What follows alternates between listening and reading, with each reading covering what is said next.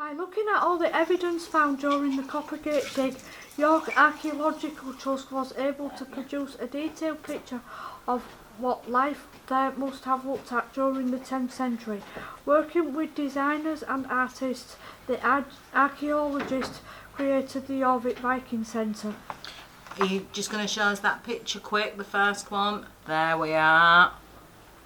Between 1976 and 1981, there was an archaeological excavation right in the middle of York, next to the street called Coppergate.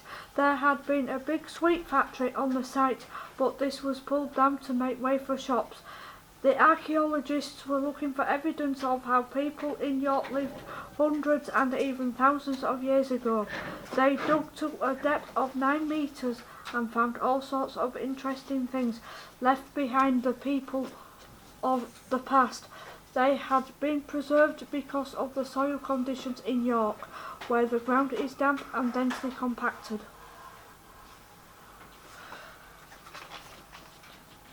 The depth of the archaeological deposits in York is due to the fact that York has been a densely occupied city for nearly 2,000 years.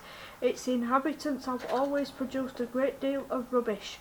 It is this rubbish, along with building debris, that has built up over the centuries to create multiple layers.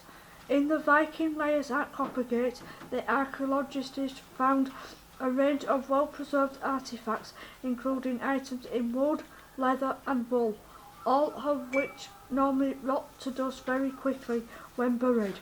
They also found that insect and plant remains have been preserved in the soil, allowing them to build up a very detailed picture of what the environment was like in York 1,000 years ago.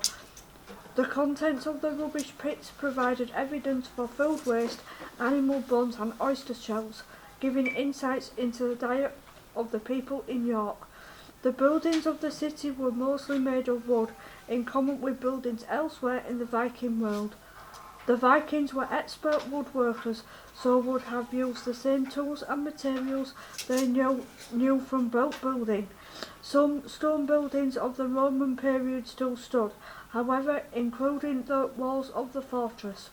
Some of the city churches seem to have been built in stone around this time too. Fire was a common hazard.